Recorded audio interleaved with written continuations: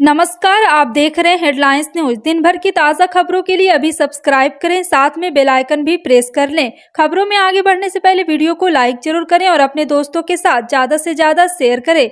और आप किस राज्य शहर से न्यूज को देख रहे हैं, कमेंट में जरूर लिखें। बता दें, दिल्ली के मुख्यमंत्री अरविंद केजरीवाल ने एक बार फिर प्रधानमंत्री नरेंद्र मोदी और भारतीय जनता पार्टी पर निशाना साधा है। सीएम केजरीवाल ने दिल्ली विधानसभा में भाषण देते हुए कहा है कि जनता जीएसटी देती है और वह पैसा पीएम मोदी के पास जाता है। कांग्रेस जितना 75 साल में नहीं लूट पाई, उससे ज्यादा इन्होंने 7 साल में लूट लिया है। हमेशा दिमाग अडानी का होता और पैसा पीएम मोदी का। विधानसभा में संबोधित करते हुए सीएम केजरीवाल ने कहा है कि जिस दिन अडानी दुनिया का दूसरा सबसे अमीर आदमी बना था, उस दिन पीएम मोदी दुनिया के दूसरे सबसे अमीर शख्स बने थे। राहुल गांधी को लोकसभा की सदस्यता से अयोग्य घोषित किए जाने को लेकर सियासी संग्राम छिड़ा हुआ है। सड़क से संसद तक हंगामा बरपा है। विपक्षी दल लोकसभा स्पीकर ओम बिरला के इस फैसले को लोकतंत्र की हत्या बताते हुए विरोध प्रदर्शन कर रहे। कांग्रेस पार्टी इसे लेकर आर पार की लड़ाई लड़ने के मूड में नजर आ रही है।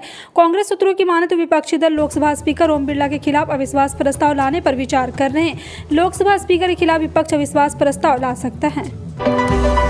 संसद के चालू बजट सत्र के 11वें दिन लोकसभा में संस्कृत भाषा का मुद्दा उठा। लोकसभा में हंगामे के बीच संस्कृत भाषा को कम्युनिकेशन की भाषा, आधिकारिक भाषा बनाए जाने के संबंध में एक लिखित सवाल का गिरा अजय मिश्रा टेनी के लिखित जवाब दिया। अजय मिश्रा टेनी ने इस सवाल के जवाब में साफ किया है कि अजय मिश्रा टेनी ने लिखित में जवाब कहा है कि संस्कृत को कम्युनिकेशन की भाषा, ऑफिशियल लैंग्वेज बनाने का कोई प्रस्ताव सरकार के पास विचाराधीन नहीं है। कर्नाटक विधानसभा चुनाव की सियासी तपीस के बीच आरक्षण को लेकर कई मोर्चे खुल गए। मुख्यमंत्री बसवराज बोम्मई एक के बाद एक फैसला आरक्षण से जुड़े मामलों में ले रहे हैं। मुस्लिम के 4% आरक्षण को खत्म करने का मामला अभी शांत भी नहीं हुआ था कि दलित समुदाय के आरक्षण को आंतरिक स्तर पर 4 हिस्सों में बांटने की सिफारिश गले की फांस बनती जा रही है। केंद्र सरकार ने पैन के साथ आधार को लिंक करने की डेडलाइन को बढ़ाने का ऐलान किया है। अब टैक्स पेयर्स 30 जून 2023 तक पैन को आधार के साथ लिंक कर सकेंगे। जल्द ही इसके लेकर नोटिफिकेशन सरकार जारी करेगी।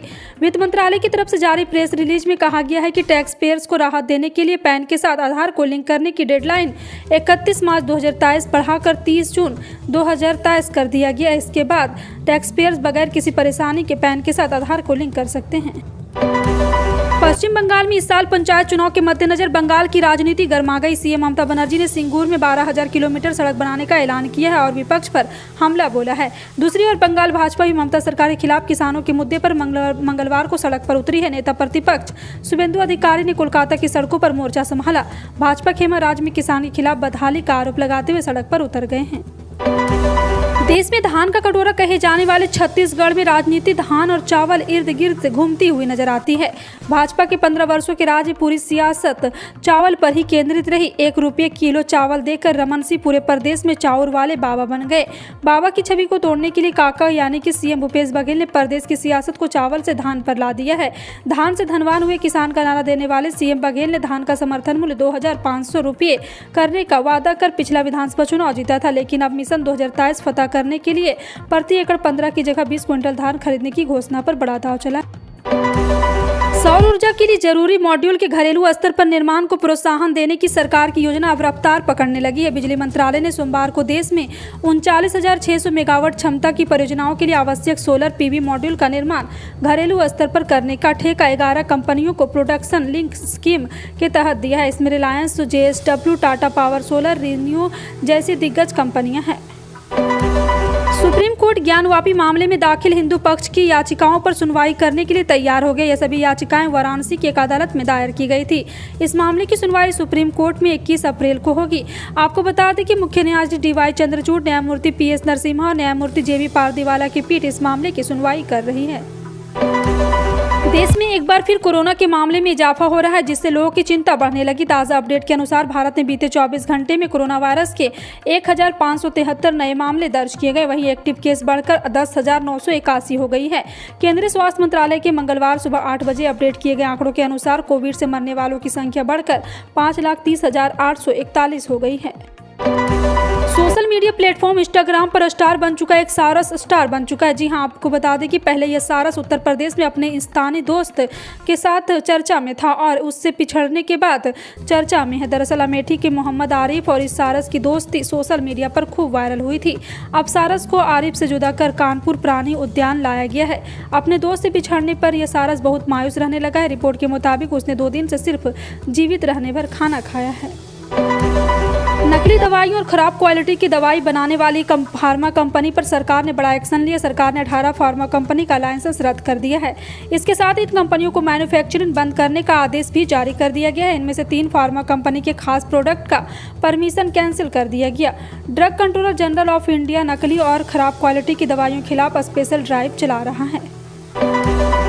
उमेश पाल अपहरण मामले में माफिया अतीक अहमद, दिनेश पासी और उसके वकील खान सौलत हनीफ को दोषी करार दिया गया। MP MLA कोर्ट ने सभी को सश्रम आजीवन कारावास की सजा सुनाई है। साथ ही तीनों पर 5-5 हज़ार का जुर्माना भी लगाया गया है। वहीं अतीक के भाई अशरफ उर्फ खालिद अजीम सहित 7 अभियुक्तों को कोर्ट ने सबूत के अभाव में बरी कर दिया है। अतीक और अशरफ की पेशी के मद्देनजर अदालत और जेल परिसर के बाहर कड़ी सुरक्षा लगाई गई थी। दोनों भाइयों को 2 अलग-अलग जेलों से सोमवार को प्रयागराज लाया गया था। पश्चिम रमजान के दौरान डेनमार्क स्थित तुर्की के एम्बेसी के सामने प्रदर्शनकारियों ने मुसलमानों के पवित्र ग्रंथ कुरान को जला दिया। यह साल में दूसरी बार है जब डेनमार्क में एंटी मुसलमान प्रोटेस्ट हो रहा है। जी हां, नाटो में एंट्री को लेकर उपजे विवाद के बाद डेनमार्क और तुर्की में विवाद थमता नजर नहीं आ रहा। रमजान के दौरान डेनमार्क के तुर्की में एम्बेसी के बाहर कुरान जलाया गया। आपको बता दें कि साल में यह दूसरा दफा है और आपको बता दें कि इस प्रदर्शन के दौरान डेनमार्क में तुर्की का झंडा भी जलाया गया है। सहारा समूह को लेकर एक बड़ी खबर आई है। मार्केट रेगुलेटर सेबी ने सहारा ग्रुप की कंपनी सहारा रियल एस्टेट कॉर्पोरेशन से लंबित पड़ा 6.57 करोड़ रुपए का बकाया वसूल कर लिया। यह बकाया सहारा ग्रुप के प्रमुख सुब्रत सहारा और अन्य से वसूल किया गया। ये मामला सहारा ग्रुप की इस कंपनी ने दिया है और ऑपरेशन फुली कॉन्ट्रीब्यूट डिस्पेंचर जारी करने से जुड़ा है। इस मामले में सहारा के नियमों का उल्लंघन करते हुए पाया गया था। राजस्थान में राइट टू हेल्थ को लेकर डॉक्टर की लगातार हड़ताल चल रही है और सरकार से वार्ता के बाद भी कोई समाधान नहीं निकलता हुआ दिखाई दे रहा। वहीं मंगलवार को जोधपुर दौरे पर आए CM अशोक गहलोत ने एक बार फिर डॉक्टरों से हड़ताल खत्म करने लौटने की अपील की। जोधपुर एयरपोर्ट पर पत्रकारों से बातचीत के दौरान CM ने डॉक्टर की हड़ताल का जिक्र करते हुए कहा है कि उनका सरकार पूरा सम्मान करती और सहयोग करना चाहती है। उत्तर प्रदेश बेसिक शिक्षा विभाग की ओर से हाल ही में राज्य के सभी सरकारी स्कूलों में निपुण असेसमेंट टेस्ट यानी कि NAT के अपने पहले सेशन का समापन किया गया। यूपी के सभी 75 जिलों में कक्षा 1 से 3 तक छात्रों के बीच बुनियादी संख्यात्मक कौशल और पढ़ने के कौशल का आकलन किया गया। यूपी में निपुण स्कूल बनाने के लिए हर जिले में निपुण सेंटर बनाया जाएगा। देश में थोक महंगाई घटने के बावजूद भी खुदरा मार्केट में रिटेल महंगाई कम होने का नाम नहीं ले रही है। जानकारों की मानो तो कंपनियों की तरफ से तैयार माल की कीमतों की कम नहीं करने की वजह से ऐसी स्थिति उत्पन्न हो गई। ऐसे में दूध की बढ़ी हुई कीमतों को घटाने की उम्मीद भी कम हो गई है। देश में दूध की सप्लाई सीमित है और वहीं महंगे के चारे वजह से दूध उत्पादन की लागत भी बढ़ती जा रही है। ऐसे में अब गर्मी के मौसम में भी दूध के दाम घटने की उम्मीद ना के बराबर है। विशेष फिक्स डिपॉजिट कुछ बैंकों और वित्तीय संस्थाओं द्वारा प्रदान किया जाने वाले एक प्रकार का निवेश विकल्प है। यह आमतौर पर एक नियमित फिक्स डिपॉजिट की तुलना में उच्च ब्याज दर प्रदान करती है, लेकिन यह स्पेशल FD अतिरिक्त नियमों और शर्तों के अधीन है, जैसे कि कार्यकाल, जमा राशि, जल्द निकासी के लिए जुर्माना और वैधता अवधि भी है।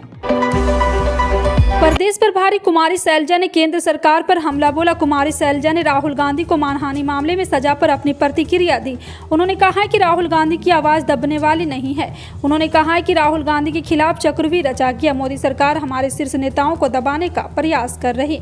कुमारी शैलजा ने कहा है कि वह गरीब मजबूर वर्ग की आवाज उठा रहे, इसलिए भाजपा सरकार ने उन पर केस करवाया है। लाडली बहना योजना के तहत ऑनलाइन फॉर्म भरने और KYC कराने महिलाओं का परेशान होना पड़ रहा है। कहीं शिविर घंटों महिलाओं को खड़ा होना पड़ रहा है, जिसे गंभीरता से लेते हुए निगम युक्त स्वाप्लिन वानखेड़े ने सभी अधिकारियों को निर्देश किया है कि वे शिविरों का रोजाना निरीक्षण करें और पात्र महिलाओं को फॉर्म भरने में आ रही परेशानियों का निराकरण करवाते हुए फॉर्म भरवाने की प्रक्रिया में तेजी लाए। देश के कई राज्यों में एक बार फिर मौसम बदलने वाला है। दिल्ली, यूपी, हरियाणा समेत कई और राज्यों में बारिश का एक ताज़ा दौर शुरू हो सकता है। नई दिल्ली में आने वाले दिनों में हल्की बारिश से मौसम सुहावना हो सकता है। वहीं यूपी के भी कुछ इलाकों में बारिश देखने को मिल सकती है। हरियाणा, पंजाब में भी बारिश के दौर जारी है और यहाँ पे मौसम विभाग की माने तो 29 मार्च से उत्तर भारत के राज्यों में बारिश का एक और दौर शुरू हो सकता है। पेट्रोल और डीजल की कीमत आज यानी कि मंगलवार को भी कोई बदलाव नहीं हुआ। करीब 9 महीनों से दाम स्थिर बना हुआ। मुंबई में पेट्रोल 106.31 रुपये प्रति लीटर पर बेचा जा रहा है, जबकि शहर में डीजल की कीमत 94.27 रुपये है। दिल्ली में पेट्रोल की कीमत 96.72 रुपये जबकि डीजल 89.62 रुपये प्रति लीटर पर बिक रहा। कच्चे तेल की कीमत में आज मामूली तेजी देखने को मिल रही है। भारतीय सराफा बाजार में 28 मार्च 2023 को सोने और चांदी के दाम में तेजी दर्ज की गई। सोने की कीमत 58,000 रुपये प्रति 10 ग्राम के पार है। वहीं चांदी का भाव 69,000 रुपये प्रति किलो से अधिक है। राष्ट्रीय स्तर पर 999 शुद्धता वाले 24 कैरेट के 10 ग्राम सोने की कीमत 58,897 रुपये जबकि 999 शुद्धता वाली चांदी 69,400 रुपये है। आपका इन सभी खबरों पर क्या कहना है कमेंट सेक्शन में टाइप करके जरूर बताएं। इसी तरह की पल पल की अपडेट जानने के लिए जुड़े रहें आप अपने हेडलाइंस न्यूज के साथ। मिलते हैं अगली बड़ी खबर में, तब तक के लिए जय हिंद।